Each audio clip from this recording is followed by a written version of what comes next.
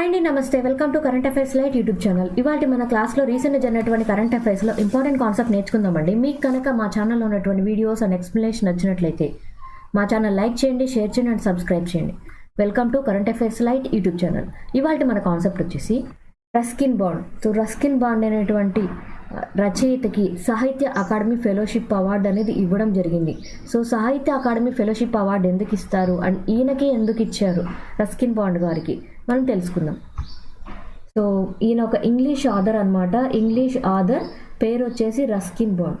But ఈయన English person కాదు, British Indian అనమాట. అంటే వాళ్ళ పూర్వీకులు బ్రిటిష్ ఇండియా కాలంలో మన దేశానికి వచ్చి మన దేశంలో సెటిల్ అయిపోయారు. బట్ ఈయన పుట్టింది పెరిగింది మొత్తం కూడా పంజాబ్లోనే అనమాట.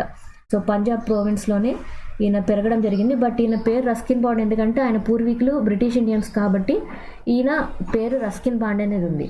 సో ఈయన ఏ దేశానికి చెందినటువంటి రచయిత అంటే మన భారతీయుడే, భారతదేశ రచయితే. అందువల్లే మనకి సాహిత్య అకాడమీ ఫెలోషిప్ అవార్డు అనేది ఇవ్వడం జరిగింది. ఎవరిస్తారు ఈ సాహిత్య అకాడమీ ఫెలోషిప్ అవార్డు అంటే సాహిత్య అకాడమీ వాళ్ళు ఇస్తారనమాట. సో మన దేశంలో కళాకారులను గుర్తించాలి అంటే సాహిత్య అకాడమీ వాళ్ళే చేస్తారు. మన దేశంలో ఎక్కడైనా సరే సాహిత్యంలో అంటే లలిత కళల్లో అయినా అవ్వచ్చు, లిటరేచర్ పరంగా అవ్వచ్చు, సాహిత్యపరమైనటువంటి విషయాల్లో గొప్ప ప్రతిభ చూపించినటువంటి వ్యక్తుల్ని ఎవరు గుర్తిస్తారంటే సాహిత్య అకాడమీ వాళ్ళు గుర్తించి వాళ్ళకి అవార్డుల ప్రదానం అనేది చేస్తూ ఉంటారు. సో సాహిత్య అకాడమీ వారి ద్వారా సాహిత్య అకాడమీ ఫెలోషిప్ అనేది ఇవ్వడం జరిగింది. రస్కిన్ బాండ్ గారికి ఎందుకు ఇచ్చారు, ఆయన చేసినటువంటి కృషి ఏంటి, ఇంత పెద్ద అవార్డు వచ్చిందంటే నార్మల్ పర్సన్కి ఇవ్వరు. ఆయన సాహిత్యపరంగా ఎంతో కొంత మెయిల్ అనేది చేస్తేనే ఇటువంటి అవార్డు అనేది ఇస్తారనమాట.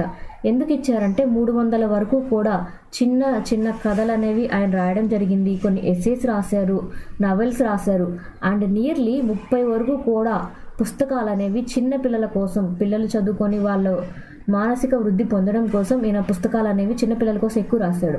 సో ఈయన పుస్తకాలు చిన్నపిల్లల కోసం ఎందుకైతే రాశారో దానివల్ల ఆయనకు వచ్చినటువంటి అవార్డు ఏంటంటే సాహిత్య అకాడమీ బాల సాహిత్య పురస్కార్ అనేది ఇవ్వడం జరిగింది. ఎందుకోసం అంటే ఆయన చిన్నపిల్లల కోసం పుస్తకాలు రాశారు, దాన్ని సంస్కరిస్తూ సాహిత్య అకాడమీ వాళ్ళు సాహిత్య అకాడమీ బాల సాహిత్య పురస్కార్ అనేది 2012లో ఇవ్వడం జరిగింది. అండ్ లిటరేచర్ పరంగా అంటే సాహిత్యంలో ఆయన చేసినటువంటి కృషికి పద్మశ్రీ వచ్చింది, పద్మభూషణ్ కూడా ఆయనకి రావడం జరిగింది రీసెంట్గా 2019 టైంలో.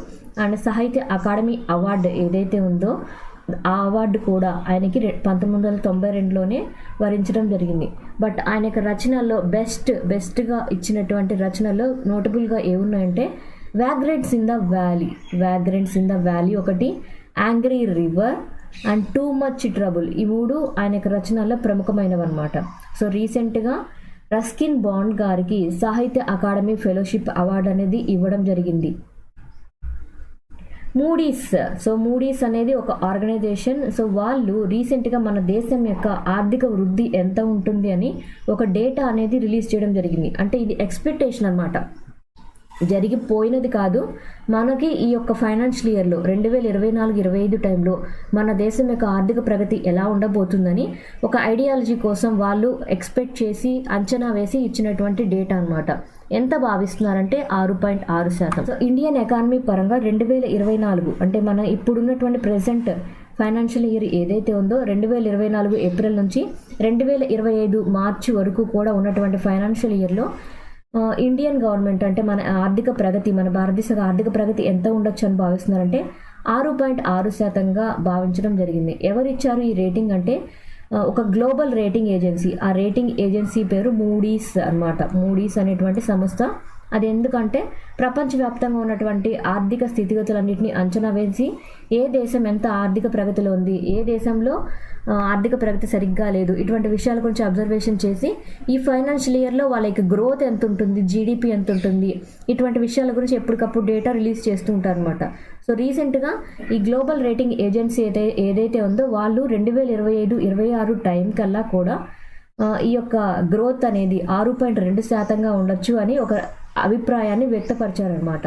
సో మన దేశం యొక్క ఆర్థిక ప్రగతి మన దేశం యొక్క గ్రాస్ డొమెస్టిక్ ప్రొడక్ట్ మీద డిపెండ్ అయి ఉంటుంది. దాన్నే మనం జీడిపి అని పిలుస్తాం అనమాట. సో జీడిపి ఏదైతే ఉందో దాన్ని అంచనా వేసి ఇప్పుడున్న పరిస్థితుల్లో మన దేశం యొక్క నెంబర్ ఎంత ఇచ్చారు అంటే 5 అనమాట.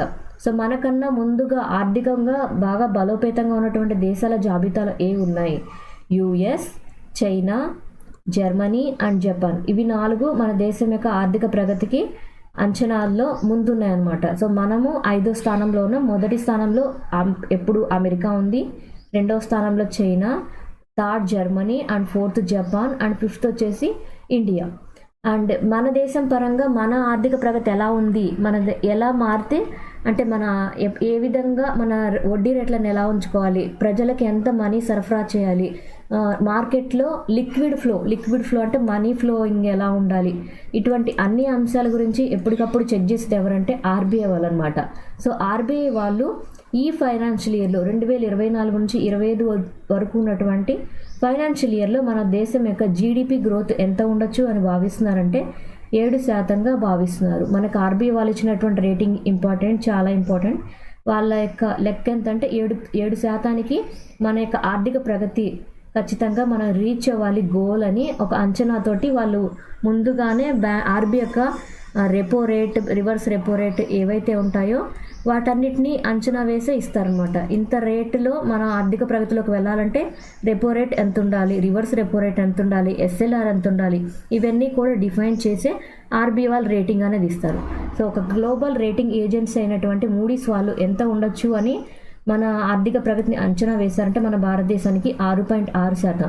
అండ్ మన దేశంలో ఉన్నటువంటి అత్యున్నతమైనటువంటి ఆర్బీఐ ఏం చేసిందంటే మన దేశం యొక్క ఆర్బీఐ వాళ్ళు 7%గా భావిస్తున్నారు. Thank you for watching my video. మీకు కనుక నా వీడియో అండ్ ఎక్స్ప్లెనేషన్ నచ్చినట్లయితే నా వీడియోస్ లైక్ చేయండి, షేర్ చేయండి అండ్ సబ్స్క్రైబ్ చేయండి. మీకు నా వీడియోస్ ఏ విధంగా అనిపిస్తున్నాయో నాకు కామెంట్ సెక్షన్లో తెలియజేయండి. Thank you for watching my video.